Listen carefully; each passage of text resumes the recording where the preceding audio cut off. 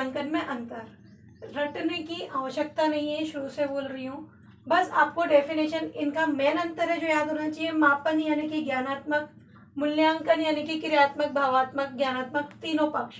अभी तक आपने जितना भी पढ़ाना यदि आपने उसको ढंग से सुना होगा तो मेरे से पहले आप इसका अंतर बता देंगे, मुझे बताने की आवश्यकता नहीं रहेगी।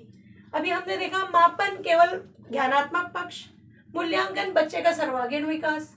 मापन में ओनली ये देखा जा रहा है कि उसके अंक कितने मिले, मूल्यांकन में क्या हो रहा है, बच्चे का व्यवहार में कितना परिवर्तन आया। छोटी छोटी सी चीजें हैं, आप देखें मापन के अंदर विशिष्ट परिस्थिति की आवश्यकता नहीं होती, मूल्यांकन में आवश्यकता है। मैं ओनली एक ही पक्ष को देखकर नहीं बता सकती, इसके लिए मुझे मूल्यांकन के लिए उसके तीनों चीजों को देखना जरूरी है। इसमें विशिष्ट परिस्थिति नहीं है, मतलब 10 में से 8 आ गए तो पता पड़ गया, ये मापन हो गया। 10 में से 7 आ गए तो पता पड़ गया, बच्चे के एक ही पक्ष से कार्य हो जाएगा। जबकि मूल्यांकन में ऐसा नहीं है, विशिष्ट परिस्थिति की आवश्यकता पड़ती है मूल्यांकन में। ये आपका अल्पकालीन है, कम समय का है, ये आपका दीर्घकालीन है। जैसे कि आगे हमने पढ़ा मूल्यांकन एक छोटे से समय में आप मूल्य पढ़ाते पढ़ाते मैंने आपसे पूछ लिया कि मापन क्या है। कुछ बच्चों ने बोला ज्ञानात्मक, किसी ने बोला क्रियात्मक, तो मैंने माप कर लिया, मापन हो गया। किस बच्चे ने सही बोला, किसने गलत बोला, तो ये क्या है, अल्पकालीन। जबकि मूल्यांकन क्या है, मुझे आपका संपूर्ण सिलेबस पूरा कराने के बाद आपकी परीक्षा लेनी पड़ेगी, उसमें आपका ज्ञानात्मक, क्रियात्मक, भावात्मक पक्ष देखना पड़ेगा। उसके बाद में आपके मूल्यों का निर्धारण करूंगी, तो वो क्या है, मूल्यांकन दीर्घकालीन है, जिसमें आपके बच्चे के सर्वांगीण विकास को आप देख रहे हैं। इसमें ओनली एक लिमिटेड चीज को आप देख रहे हैं, ठीक है। जैसे कि पता पड़ रहा है मापन क्या है, संकुचित है। अभी परिभाषा से हमें पता पड़ गया एक लिमिटेड क्षेत्र का, और ये क्या है, व्यापक है, विस्तृत है। मूल्यांकन व्यापक क्षेत्र का है। ज्ञानात्मक का संबंध किससे रहेगा, मापन से। अभी तक हमने इतना देखा है, ज्ञान का मतलब मापन, क्रिया, ज्ञान, भाव, मूल्यांकन। रटना नहीं है, समझना है। मापन में केवल ज्ञानात्मक पक्ष से संबंध होता है, जबकि मूल्यांकन में ज्ञानात्मक, भावात्मक, क्रियात्मक तीनों पक्ष आ गए। मापन कम समय की आवश्यकता है, इसमें अधिक समय। मैंने बोला क्लास में पढ़ाते पढ़ाते मैं मापन कर रही हूँ, जबकि मूल्यांकन कब हो रहा है, जब आपका एनुअल एग्जाम हो गया, उसकी ग्रेड आपको मिली है, उसका मूल्यांकन अधिक समय लेगा, मापन कम समय लेगा। मापन में ओनली ज्ञान में वृद्धि है, मूल्यांकन में सर्वांगीण विकास है। मापन छात्र की क्रिया समावेश करता है केवल, मूल्यांकन छात्र शिक्षक दोनों की समावेश करता है। हमने पढ़ा था ना आगे, जिसमें छात्र का व्यवहार, शिक्षक, शिक्षण सामग्री और अधिगम जब जाके मूल्यांकन हुआ था। जब छात्र के व्यवहार को, शिक्षक को यानी कि शिक्षक की क्रियाओं को, शैक्षणिक सामग्री को और अधिगम को, तीनों चीजों को जब देखा गया, उसका मूल्य का निर्धारण किया, तो क्या कहलाता, मूल्यांकन। मापन ओनली छात्र से संबंध है। छात्र आपका एक बार में कितनी जवाब आपको दे रहा है। मैंने बोला राम किसका पुत्र था, दशरथ का, तो ये क्या है, मापन। पूरी रामायण सुना दी, उसके बाद मैंने आपके चरित्र को देखा, आपके व्यवहार को देखा, आपके ज्ञान को देखा, उसके मूल्यों को निर्धारण करा, तो क्या है, मूल्यांकन। एक रामायण देखने के बाद, एक कुरान पढ़ने के बाद, एक बाइबल पढ़ने के बाद आपके व्यवहार में क्या अंतर आया लास्ट में, तो क्या है, मूल्यांकन। एक टॉपिक में बीच में क्वेश्चन कर लिया मैंने, तो वो क्या है, मापन। पढ़ाते पढ़ाते मैंने बोला बस राम किसके पुत्र थे, दशरथ के मैडम, तो वो क्या है, मापन। पूरी रामायण पढ़ा दी, पूरी बाइबल पढ़ा दी, पूरी गीता कुरान पढ़ा दी है, उसके बाद मैंने देखा कि आप उससे कितनी शिक्षा ग्रहण कर रहे हो। उसमें बोला कि इतनी बार इबादत करनी चाहिए, बाइबल में कुछ और ज्ञान दिया, गीता में कुछ और ज्ञान दिया, आपने उसके जीवन में कितना उतारा, आप उसको कितना सीखे हो, वो आपका क्या है, मूल्यांकन। मूल्यांकन में छात्र के व्यवहार में, शिक्षक की क्रिया में, शैक्षणिक सामग्री में और अधिगम में, सबको जोड़ करके आपका क्या हुआ, मूल्यांकन। तो मूल्यांकन क्या है, छात्र और शिक्षक दोनों की क्रियाओं का समावेश है। मापन क्या है? छात्र की क्रिया का समावेश ओनली। तो अंतर पता पड़ा। इसमें आप देखें तो जो आपने अभी तक पढ़ा है उसमें ये क्या है? औपचारिक। मूल्यांकन क्या है? औपचारिक और अनौपचारिक दोनों। इसमें आप भविष्यवाणी नहीं कर सकते बच्चे की। देखो आप, मापन ओनली क्या है? औपचारिक प्रक्रिया है। मूल्यांकन औपचारिक के साथ साथ अनौपचारिक।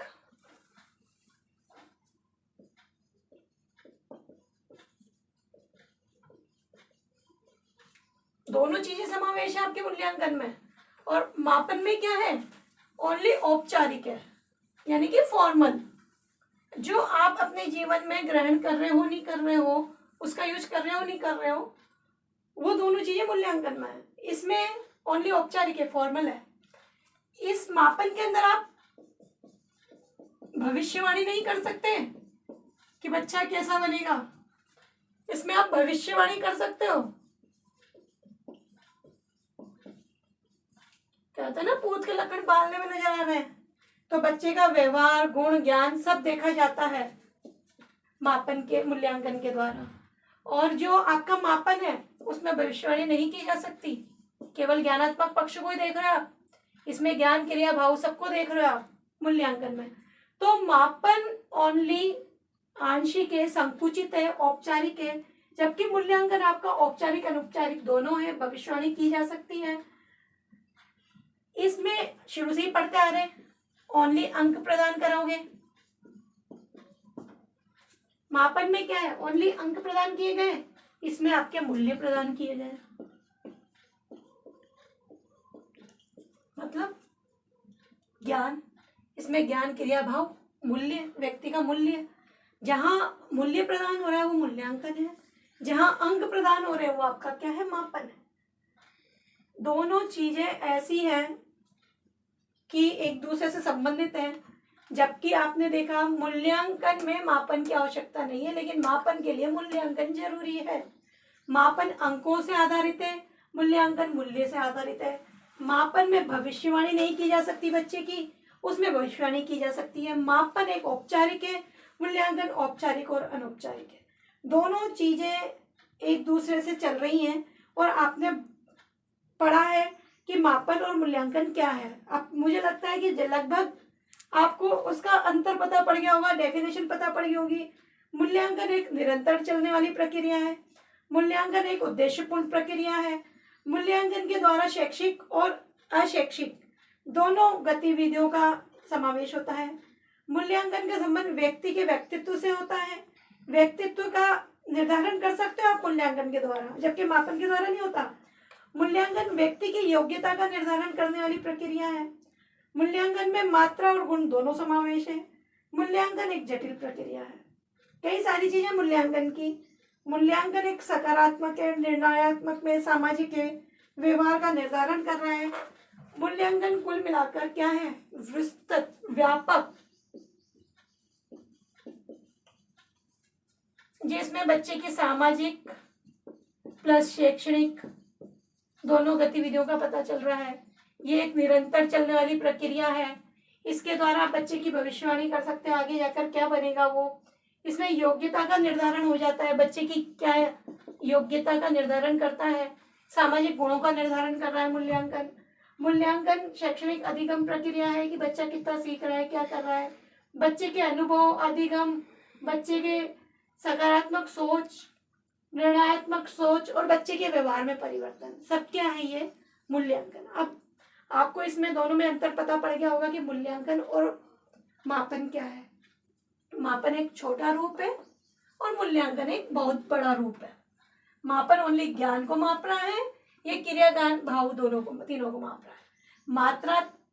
मापन जो है वो ओनली औपचारिक है, वो औपचारिक अनौपचारिक है। इसमें भविष्यवाणी नहीं की जा सकती, उसमें भविष्यवाणी की जा सकती है। इसमें ओनली अंक प्रदान हो रहे हैं, इसमें मूल्य प्रदान हो रहे हैं। मूल्यांकन सामाजिक और शैक्षणिक दोनों गतिविधियों को देख रहा है। मूल्यांकन बच्चे की योग्यता का निर्धारण कर रहा है। मूल्यांकन बच्चे की व्यक्तित्व का निर्धारण कर रहा है। मूल्यांकन के द्वारा ये पता पड़ रहा है कि बच्चा आगे जाके क्या बन जाएगा। मूल्यांकन अधिगम, अनुभव और व्यक्ति की आवश्यकताओं की खोज करने की प्रक्रिया है।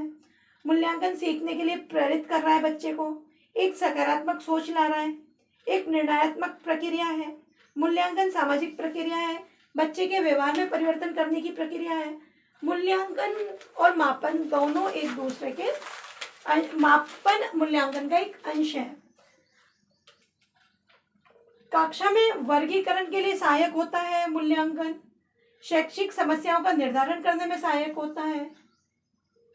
शैक्षिक विधियों की सफलता असफलता का निर्धारण करता है। बालक बालिकाओं का अधिगम का परिणाम जानता है।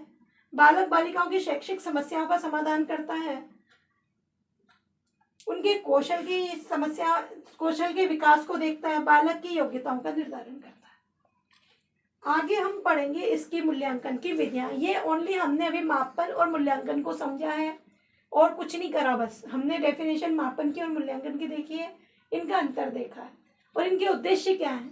मूल्यांकन के द्वारा हम बच्चे को आगे उसकी शैक्षिक प्रक्रिया में किस तरह सुधार कर सकते हैं, उसकी समस्या का निर्धारण कैसे कर सकते हैं, कौन सी कक्षा में कौन सा बालक जाना चाहिए, वो मूल्यांकन के द्वारा पता पड़ेगा। बालक की शैक्षिक विधियों की सफलता और असफलता पता कर रही है। निदानात्मक व उपचारात्मक शिक्षण प्रदान कर सकते हैं। कितना उसने सीखा है, बच्चे को सीखने में क्या क्या समस्या आ रही है, बच्चे के शैक्षिक और व्यावसायिक आगे की सोच को हम बता सकते हैं। बालक के शैक्षिक कौशल में वृद्धि कर सकते हैं।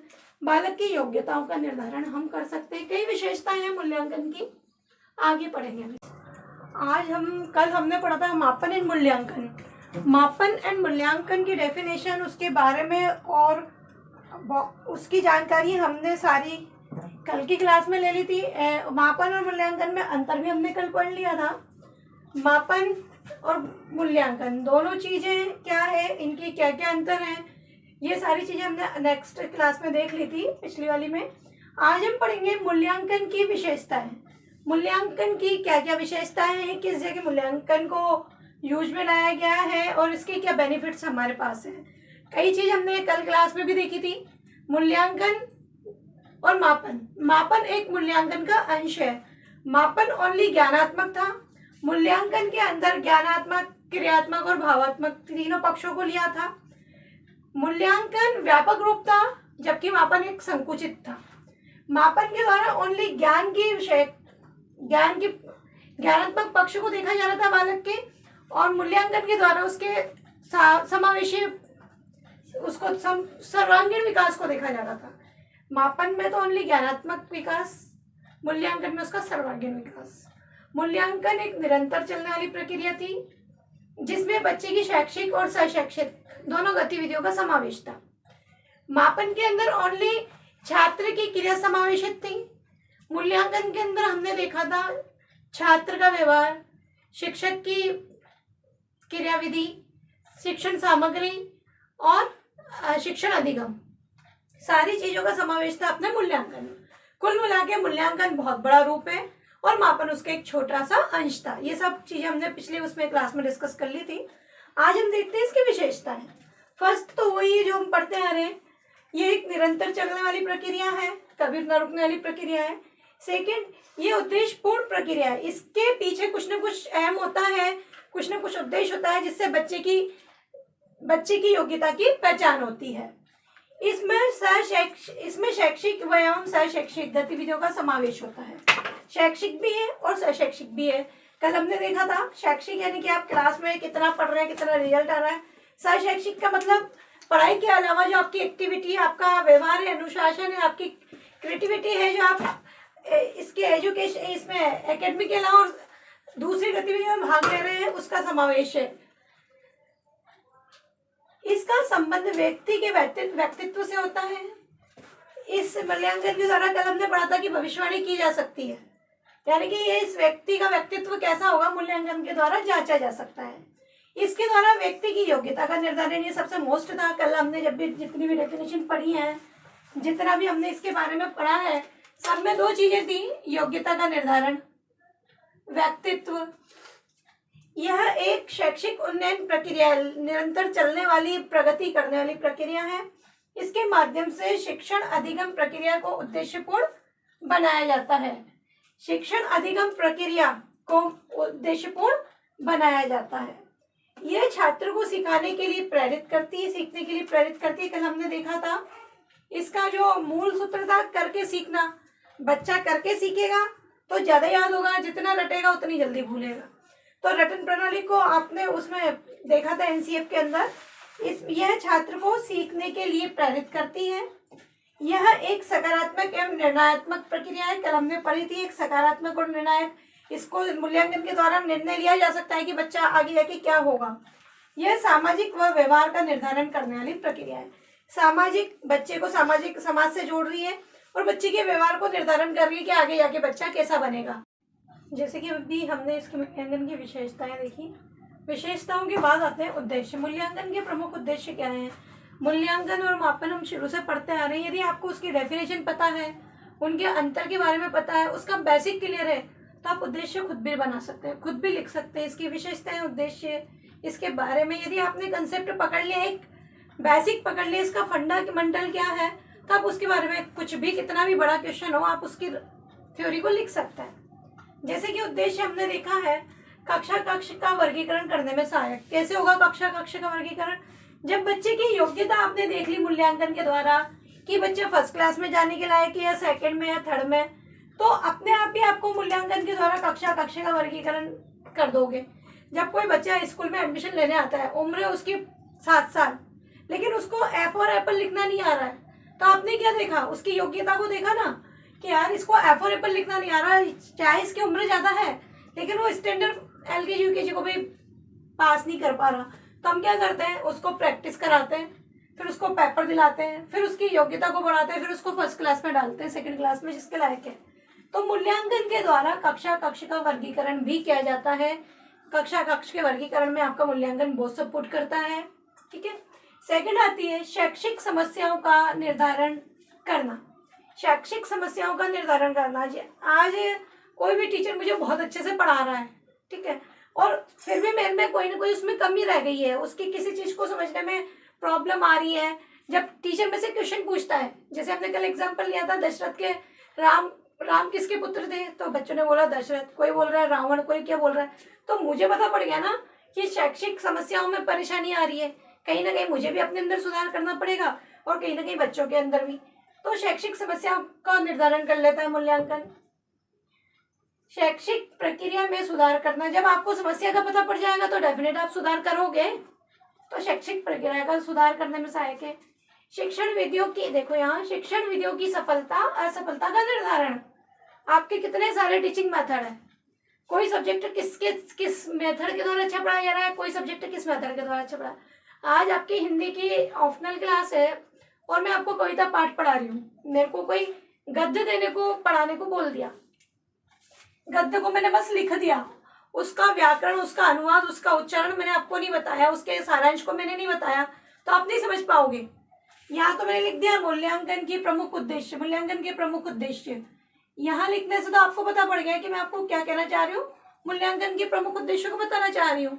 लेकिन हिंदी की क्लास में मैं कोई कविता आपको सुना रही हूँ, ओनली मैं बोर्ड पे लिख देती हूँ, मैं नहीं बता रही कि उसको उच्चारण कैसे करना है, उसको प्रेजेंटेशन कैसे करना है, उसका प्रोनाउंसिएशन कैसे होना है, तो बच्चा नहीं सीख पाएगा। हर सब्जेक्ट का एक अलग मेथड होता है, उसको पढ़ाने का एक अलग तरीका होता है। मैथमेटिक्स में ले लो, जब तक मैं आपको फॉर्मूला नहीं बताऊंगी तो आप उसको सोल्व नहीं कर पाओगे। हर सब्जेक्ट का अपना अपना एक मेथड होता है जिसके द्वारा उसको पढ़ाया जाता है। तो शिक्षण विधियों की सफलता और असफलता का निर्धारण कौन करेगा? मूल्यांकन। यदि मैं सही शिक्षण विधि को यूज कर रही हूँ तो बच्चा मेरे पढ़ाई हुई चीज को पकड़ लेगा, पढ़ लेगा। और मैं पढ़ा इंग्लिश रही हूँ और उसको क्या कर रही हूँ, गा गा के पढ़ा रही हूँ इंग्लिश को, तो आप कहाँ से समझोगे? तो मूल्यांकन शिक्षण विधियों की सफलता और असफलता का निर्धारण करता है। फिफ्थ है छात्रों को निदानात्मक व उपचारण शिक्षण प्रदान करेगा। डेफिनेट जब समस्या आएगी उसका सुधार होगा, उसका निदान होगा, उसका उपचार होगा। तो मूल्यांकन के द्वारा निदानात्मक और उपचारात्मक शिक्षण प्रदान किया जाता है। छात्रों के अधिगम संबंधी परिणाम जानना। यदि किसी टीचर के द्वारा पढ़ाया गया बच्चा कितना कैच कर रहा है, उसका रिजल्ट क्या आ रहा है, उसका आउटपुट क्या आ रहा है, तो अधिगम संबंधी परिणाम है। आज आपको इंटर्नशिप के लिए आपको दे दी गई LKG UKG क्लास या फर्स्ट क्लास, आपको बोला गया कि बच्चों को प्लस वाले यानी कि एडिशन वाले सवाल बताने हैं। आपने ये तो लिख दिया 2 + 2 4, बच्चों को बोल दिया 2 में 2 जोड़ो 4 होगा। किसी स्टूडेंट ने उसमें कोई डायग्राम बना दिया इस तरह का, तो बच्चों से बोला बोलो बेटा ये कितने बॉक्स है, बच्चा गिनने लगा 1 2 3 4, तो जल्दी से कवर करेगा ना। कोई भी चीज प्रेजेंट करने का तरीका डिपेंड करता है। एक तो आप सिंपली पढ़ा रहे हैं, एक उसको कोई अच्छे उसके पसंदीदा तरीके से पढ़ा रहे हैं जिसमें बच्चा रुचि ले रहा है, उसको रुचि लेके पढ़ने में बहुत अच्छा लग रहा है। छोटे बच्चों को कार्टून दिखा के, कोई पोएम दिखा के, कोई ऐसी चीज दिखा दो, कोई ऐसा मैटर दिखा दो जो बच्चे को लाइक हो रहा है, तो बच्चा उसको जल्दी से कवर करेगा। तो ये अधिगम संबंधी परिणाम के लिए मूल्यांकन होता है। छात्रों की शैक्षणिक समस्याओं का समाधान करता है मूल्यांकन। यदि आपको समस्या है तो मूल्यांकन के द्वारा मुझे पता पड़ेगा कि मेरे पढ़ाई की चीज में आपको क्या समस्या आ रही है, जब आपका मूल्यांकन होगा। छात्रों की शैक्षिक व व्यावसायिक निर्देशन, वेरी गुड, छात्रों को शैक्षिक एवं व्यावसायिक निर्देशन प्रदान करता है। डेफिनेट है, यही पढ़ते आ रहे हैं कि मूल्यांकन केवल ज्ञानात्मक नहीं है, मूल्यांकन ज्ञानात्मक, भावात्मक और क्रियात्मक पक्षों का समावेश है, जिसमें बच्चे की क्रिया और भाव को भी देखा जा रहा है, तो बच्चे को शैक्षिक के साथ व्यावसायिक निर्देशन भी देता है। छात्रों के शैक्षिक कौशल में वृद्धि करता है। संस्थागत नियोजन में सुधार करता है। सारी चीजें घूम फिर के वही आ रही है। मूल्यांकन की डेफिनेशन हमें अच्छे से पता होनी चाहिए, मूल्यांकन के बारे में हमें अच्छे से पता होना चाहिए, तो हम ये सारी चीजों को कवर कर लेंगे।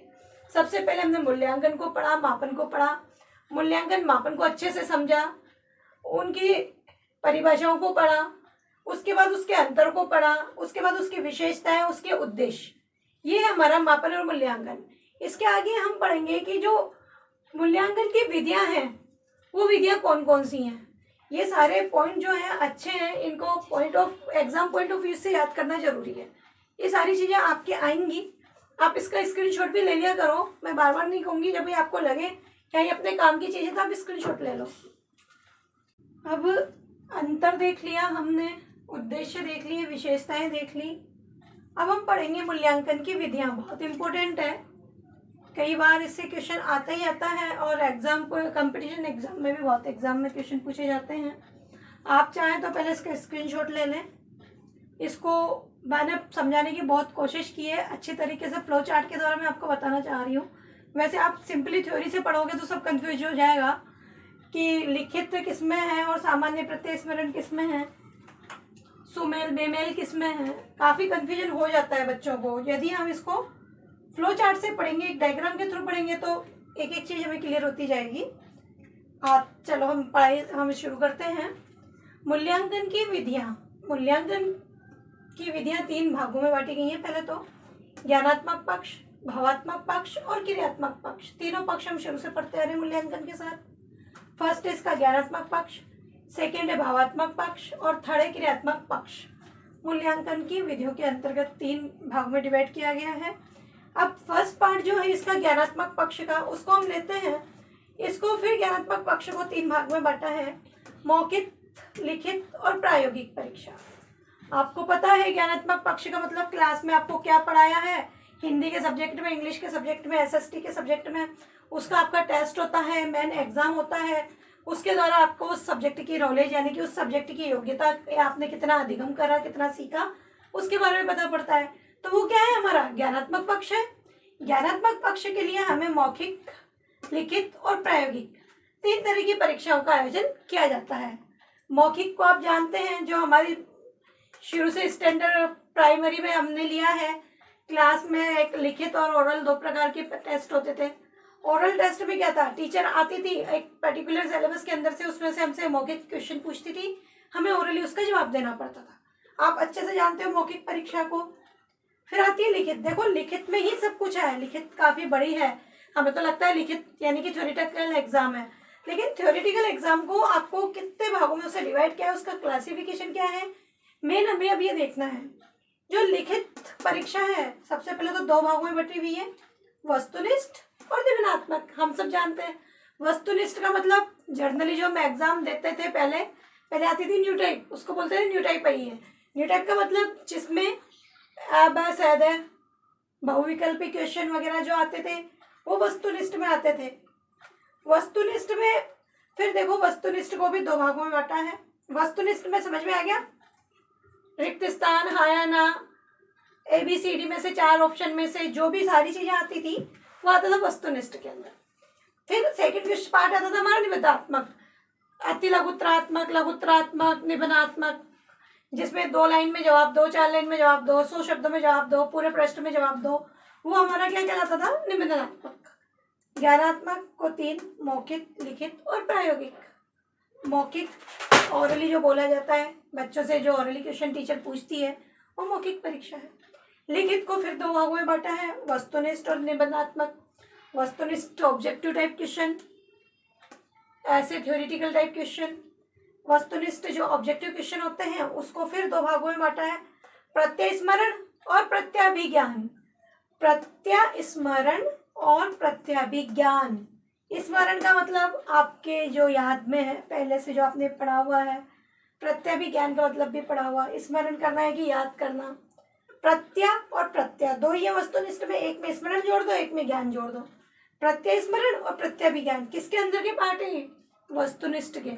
जो वस्तुनिष्ठ क्वेश्चन होते हैं उसको 2 भागों में बांटा गया है, प्रत्यय स्मरण और प्रत्याभिज्ञान। अब हम आते हैं प्रत्यय स्मरण को भी फिर 2 भागों में बांट दिया है। देखो, सामान्य प्रत्यय स्मरण और रिक्त प्रत्यय स्मरण। ये अपन पढ़ेंगे पूरा इस डिटेल से, अभी तो हम इसका ओनली क्लासिफिकेशन पढ़ रहे हैं। प्रत्यय स्मरण को सामान्य प्रत्यय स्मरण और रिक्त प्रत्यय स्मरण। वस्तुनिष्ठ को 2 में बांटा, वस्तुनिष्ठ यानी कि ऑब्जेक्टिव टाइप, प्रत्यय स्मरण और प्रत्याभिज्ञान। प्रत्यय स्मरण को सामान्य प्रत्यय स्मरण और रिक्त प्रत्यय स्मरण। प्रत्याभिज्ञान पे आ जाओ आप। सुमेल, बेमेल, बहुविकल्पी, हाँ या ना या सदृश। मैच के अनमैच वाले आते ना, मैच मैचिंग क्वेश्चन क्रॉस करके देते हैं हम बच्चों को। या एप्पल का साइन दिखा दिया, एप्पल लिख दिया तो एप्पल से चित्र से वो डायग्राम को आपका मैच करता है। मेल, बेमेल। बहुविकल्पी का मतलब ABCD में 4 ऑप्शन दे दिए, उसमें से आपको चूज करना है। मल्टीपल ऑब्जेक्ट दे देते हैं कि इन 4 में से एक आंसर आपको बताना है। यह सब आप जानते हैं। सदृश्य यानी कि कोई डायग्राम बना दिए, एक तरफ तो आपके बच्चों के लिए आपने एप्पल बना दिया, बॉल बना दी, बैट बना दिया, कुछ भी बना दिया और यहाँ पर उसके बारे में नाम लिख दिया। बच्चों से कहेंगे इसके बारे में बताओ, इसके, तो ये जो है वो दृश्य, बच्चा उसका डायग्राम देख रहा है। जैसे इसने ये देख लिया कि एप्पल है और आपने एप्पल को यहाँ लिख दिया तो उसने एप्पल को यहाँ मिला दिया, कुछ भी चीज है उसको यहाँ लिख दिया, ये लिख दिया, तो ये क्या है? डायग्राम को देख के बच्चा आपको बता रहा है, तो सदृश्य। क्लियर? ज्ञानात्मक पक्ष थोड़ा बड़ा है, उसको बांटा है मौखिक परीक्षा में, लिखित में और प्रायोगिक परीक्षा में। मौखिक परीक्षा आपको याद है, ओरली जो क्वेश्चन पूछे जा रहे हैं जिसके जवाब बच्चे ओरली दे रहे हैं वो मौखिक है। लिखित को फिर 2 भागों में बांटा है, ऑब्जेक्टिव और ऐसे टाइप, थ्योरेटिकल। वस्तुनिष्ठ और निबंधात्मक। वस्तुनिष्ठ को फिर 2 भागों में बांटा है, प्रत्यय स्मरण और प्रत्याभिज्ञान। फिर प्रत्यय स्मरण को भी 2 भागों में बांटा है, सामान्य प्रत्यय स्मरण और रिक्त प्रत्यय स्मरण। प्रत्यय स्मरण 2 है, सामान्य और रिक्त। प्रत्याभिज्ञान को आपने सुमेल, बेमेल, बहुविकल्पी, हाँ या ना, सदृश्य। सुमेल, बेमेल, बहुविकल्पी, हाँ या ना, सदृश्य। ठीक है, इनकी डिटेल हम आगे पढ़ेंगे, इन एक एक के बारे में हम समझेंगे कौन कौन सी विधियां हैं और कहाँ कहाँ यूज ली जाती है। सेकंड मूल्यांकन की विधि है भावात्मक पक्ष। भावात्मक पक्ष के लिए IBT, SAT, WAT, TAT, CAT, ये केट, बेट, मेट जो है ना, लग रहे हैं ना ऐसे, ये अच्छे कार्य आपके टेस्ट है। ये अच्छी खासी आपकी विधियां हैं जो आपने पहले भी पढ़ी होगी, पूर्व में भी और अभी भी आप पढ़ेंगे। IBT, SAT, WAT, TAT, CAT, ISW, TC, ये आपको याद करना है। इसमें बुद्धि, रुचि और अभिरुचि से संबंधित है।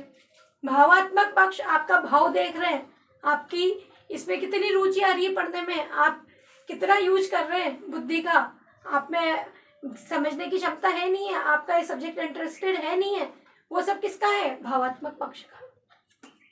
ये सारी विधि हम अभी डिटेल से पढ़ेंगे। थर्ड पक्ष हमारा क्रियात्मक पक्ष। देखो, क्रियात्मक भी काफी डिटेल में है। क्रियात्मक पक्ष में हमारी जो विधियां हैं जीवन इतिहास विधि, मनोविश्लेषण विधि, समाज मिति विधि, रेटिंग स्केल विधि, समवर्ती आलेख, प्रश्नावली और साक्षात्कार। ये सब किसके अंदर है? क्रियात्मक पक्ष के अंदर है। जीवन इतिहास, मनोविज्ञान, समाज मिति, रेटिंग स्केल, समवर्ती, प्रश्नावली और साक्षात्कार, ये सब विधियां हैं जो क्रियात्मक पक्ष के अंदर आती है। ये सारी जो हमने फ्लो चार्ट के द्वारा पढ़ी, ये सब क्या है? मूल्यांकन की विधियां। मूल्यांकन की विधियों को 3 भागों में बांट दिया: भाव, क्रिया, ज्ञान। ज्ञान को मौखिक, लिखित, प्रायोगिक। आपका ज्ञान कहाँ कहाँ से प्राप्त कर सकती हूँ मैं? मौखिक रूप से भी, लिखित रूप से भी, प्रयोग करवा के भी। मौखिक को मैंने कक्षा में आपसे क्वेश्चन पूछ लिए, लिखित का मैंने एनुअल एग्जाम लिया, उसको 2 भागों में बांटा, वस्तुनिष्ठ और निवेदनात्मक। वस्तुनिष्ठ फिर 2 भाग में आ गया, प्रत्यय स्मरण, प्रत्यभिज्ञान। प्रत्यय स्मरण फिर 2 भाग में आ गया, सामान्य प्रत्यय स्मरण और रिक्त प्रत्यय स्मरण। प्रत्यभिज्ञान सुमेल, बेमेल, बहुविकल्पी, हाँ ना, सर्वदृश्य। ये सारा पाठ किसका है? ज्ञानात्मक का। अब भावात्मक में आ गया आपकी रुचि, अभिरुचि, बुद्धि, IBT, SAT, WAT, TAT और CAT, सब भावात्मक में आ गए। क्रियात्मक में जो क्रिया के द्वारा आपने सीखा, जो आपकी क्रिया हुई, जो आपने कार्य किया या किसी के कार्य से जो आपने सीखा, क्रियात्मक पक्ष किया गया कार्य से जो सीखा है। जीवन इतिहास, किसी की हिस्ट्री पढ़ लो आप, किसी महान पुरुष को आप जीवन में देखो, उसके जीवन के इतिहास को पढ़ोगे तो अपने अंदर कोई चेंज आएगा। मनोविश्लेषण करके, समाज मिति करके, राइटिंग स्केल करके, समवर्ती आलेख, प्रश्नावली और साक्षात्कार, ये सारी हमारी मूल्यांकन की विधियां हैं जिसको हम आगे डिटेल में पढ़ेंगे।